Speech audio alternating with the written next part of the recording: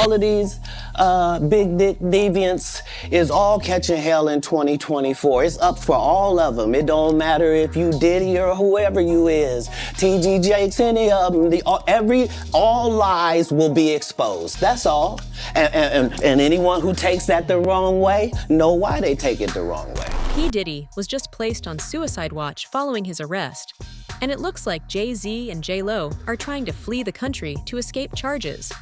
As alleged in the indictment, to carry out this conduct, Sean Combs led and participated in a racketeering conspiracy that used the business empire he controlled to carry out criminal activity, including sex trafficking, forced labor, kidnapping, arson, bribery, and the obstruction of justice. J-Lo and Jay-Z both have a ton of history with Diddy, and with the sexual abuse allegations piling up against Diddy in the recent indictment, it makes sense for J-Lo and Jay-Z to try and step away from the entire situation. Both of them were present at Diddy's freak-off parties, and J-Lo even dated Diddy for almost 3 years. Allegedly, J-Lo even took part in orgies when she was with Diddy. Hey, speaking of This love, is love. I saw a guy on the internet the other day who said he used to be your security guard, who said that when you were dating J-Lo, Will Smith and Jada tried to pick her up on a threesome and you were gonna beat up Will Smith. Is that true? Yo, this show has gotten crazier since the last time I No, It's all about love, though. That's not true? You really heard that? Nah. What? Yeah, I watched it on the internet. You're telling me I can't believe everything I read? What? I don't know what you're talking about. Jimmy, I thought we was friends. Where did this? J-Lo's association with Diddy doesn't end here. Back in 1999, J-Lo and Diddy were involved in a shooting, which resulted in the death of one person. J-Lo and Diddy fled the scene, and allegedly, this was what led to J-Lo breaking up with Diddy. Now, 25 years later, J-Lo is again being pulled into the public spotlight regarding alleged crimes. People close to J-Lo were always against her dating Diddy. Just look at how her mom reacted to the suggestion that J-Lo should get back to dating Diddy. If you recall, the last time that you were here, Yes. I was telling you that I could always see you getting back with Puffy in a little way. I remember you said Yes. that. Yes. Or in my mind, Look at or in my mind, getting together permanently that. Well, with first of all, Pitbull. right, Pitbull, it's crazy. Everybody came alive. They Everybody all has- had something to say. Yeah, everybody has an opinion. Yes, it's funny to me. So, but all right, so Jay-Z's involvement with Diddy through the years isn't a secret either. Diddy used to call Jay-Z one of his closest friends and openly talked about Jay-Z being present at his freak-off parties. Diddy even spoke out about these parties being illegal and detailed how he and other Hollywood elites would lock women inside bedrooms and get them drunk. No, I don't know if guys have noticed this, like, a lot of ladies drink water at parties. They just, so if you don't have what they need, they're gonna leave. Right. Gotta keep them there. Right. You need locks on the doors. Okay, this is sounding kind of dangerous now. It's a little kinky, but Yeah. rock with me, but just check it out. You need a lot of heat. A lot of heat. Yeah. Heat. You mean that physically the place has to be hot? You don't have no air conditioning. No air conditioning. No. Why is that? Heat affects the alcohol, and it also affects, like, everybody gets a little bit more comfortable and loose. Builds up a nice little sweat. That just sounds disgusting. What are you doing? Other celebrities, including Usher, have also spoken out about what used to happen behind closed doors at Diddy's parties. Both Usher and Justin Bieber were sent to live with Diddy as kids with no adult supervision. And through the years, there have been multiple reports that Diddy used to sexually abuse them after drugging them.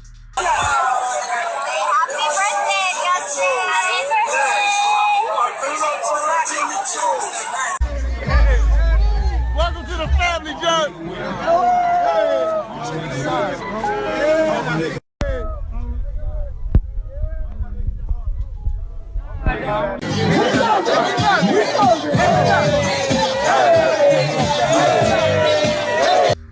Usher himself has talked about how Diddy showed him weird things that he wasn't ready for, and he would never send his own son to meet Diddy. I moved to New York City. and I lived with Sean Puffy Combs for a year. That's the crazy thing. Now, that was L.A. Reid's idea, right? We're sending you New over York to City. something called Puffy Flavor Camp. There you go.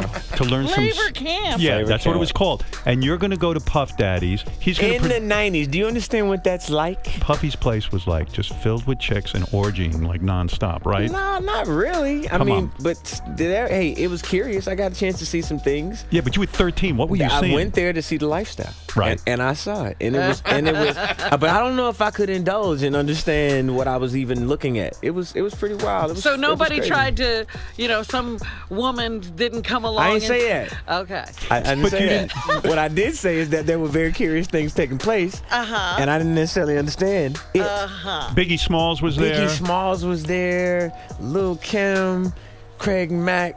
All these people all are of hanging these- around. Yeah, man. Faith Evans, And your parents Jodeci, were Mary okay? J. Blige. They didn't know nothing about this shit. Oh. I was having a good time. You know what I mean? Does he have you doing any chores? Are you doing dishes at all? I mean, to keep you humble somewhat? Or are you just like, can you stay up till 4 a.m. with them and party? I mean, I could. I actually stayed up longer than them. And do you have money? What's going on? I mean, I had like per diem. I had like, What like a a living. life. Yeah, it's pretty crazy. 14 years old. You're a dad now. Would you ever send your kid to Puffy Camp? Hell no. See? During a 2004 interview with Rolling Stone magazine, Usher brought up how most of what Diddy taught him as a 13-year-old was about sex. Puff introduced me to a totally different set of shit. Sex, specifically. Sex is so hot in the industry, man. There was always girls around. You'd open a door and see somebody doing it, or several people in a room having an orgy. You never knew what was going to happen. Other celebrities have also been named in the indictment, and the industry has a lot to say about why everyone is staying quiet.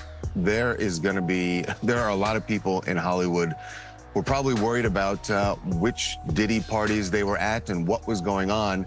That's not to say that they were necessarily even involved in any of the things that are alleged by the U.S. Attorney's Office. But if you're at that party and it turns out that that's when he set up one of these freak-off sex parties, or that it was going on in another room and you didn't know about it, there's a good chance that you're going to be called by the U.S. Attorney's Office. And certainly if you were involved, you would get a call because they're going to want to know everything you want to know and may even want you to be a witness. I just think, we're just starting to scratch the surface of what this case this case is going to touch and involve, and the feds have said that this remains an open investigation. There could be more charges for Diddy. There could be more charges for other people involved. And usually the way this works is once they find out other people are involved or were witnesses, they bring them in and they sort of lean on them, and it's sort of like, you're going to cooperate with us, or there's a possibility that you could face charges. So this is going to be a slow developing a case here, because we're just getting started, and I don't see how this trial begins anytime before next year. According to images that have surfaced online, Diddy used to invite some of the most powerful people in the world to his parties, including Obama, Donald Trump, Leonardo DiCaprio, and basically every major actor in the industry. And he used to film all the illegal acts that were taking place. Allegedly, Diddy is using these videos to pressure people into staying quiet. There are even rumors that Diddy used videos of J.Lo at his party to pressure Ben Affleck into divorcing her. Your parties are the hottest ticket around. They won't even give me a permit for the parties, man. They don't want me to throw the parties no more. But we ain't gonna stop. We're gonna keep on having fun, bringing people together from all walks of life. You're gonna hear about my parties. They're gonna be shutting them down. They're gonna probably be arresting me, doing all types of crazy things just because we wanna have a good time. Whenever you bring up a different element into people's environment, things that broaden people's horizon, people get intimidated. There's a lot of people out there that feel intimidated by it. It ain't nothing but break it down racial barriers, break it down generation barriers. People from all walks of life. Ron Perlman talking to Jay-Z, Jay-Z talking to, you know what I'm saying? It just goes on and on. It's just like people from all walks of life connecting and getting together. Yeah. Your parties are the hottest ticket in town. People dying to get into your party. How does that make you feel? I mean, it's cool. It doesn't make me feel any way special. It doesn't make me feel like a bigger person. It just makes me feel like I know how to throw a party. A leaked video of one of Diddy's parties shows Kevin Hart at the party next to an alleged prostitute. Less than a minute after the video starts, we can see the woman's hair catch fire, and Kevin Hart runs towards the camera to laugh at her. Everybody moves out, just me and the lady. This is my scene. I'm used to this type of thing. Doing what I do best. Oh, shit! Oh, did the camera catch that? Got the camera! Got the camera! All right, okay. First of all, I know it looks bad with me running into the camera, okay? It was Puffy's party. He's called me, said, Kev, can you host a party with me? I said, yeah, dude, I said I'd do it. He said, look, we creating this little sexy scene in the bathroom. I was like, oh, that's gonna be hot. I'm promoting the party. I'm like, yeah, man, this is a nice event. You see, we up here in the tub. First of all, if somebody's hair is on fire, it's a panic. Yo, your hair. It should be crazy. This is all I heard. I heard, yo, your hair's on fire. I turned around, I saw it, I was like, oh! The flame grew, it was like somebody threw gasoline on it. So my first instinct was to save myself, because at the end of the day, I don't want to die. Weaves are the most flammable thing out. Okay? A weave, if there had been another girl next to it with a weave, that thing would have caught faster than the forest fire. So I just said, let me save myself. Come here, don't sit on the bed at night, no homo, no, just don't get close to the bed. Don't get close, but it's just like, yo, we want to thank you for hosting the thing, man. It's been a pleasure. You didn't have to do it, and you did it. No, I definitely didn't have to do it. I definitely didn't have to. First and foremost, I'm not getting in the bed. Shout out to him and what he did. I'm just gonna, if we can, let's just put the camera a little this way, just so we're not, I don't want my shot to even, I don't want it to come close to the bed. At all. Brother right here from day one, we used to wake up and, pause, but just back in the days when he was 10 and I was a little bit older, his older brother, we used to fight over the Frosted Flakes, you know what I'm saying, before pause was invented, you know what I'm saying, but it's my brother for real. We used to actually wrestle off of the Frosted Flakes because he used to always get up early with me. Now he's one of the richest stars in the world. And what the did Puff just say? Nobody's gonna acknowledge this but me. Puff just said we used to wrestle over the Frosted Flakes, and we're streaming live.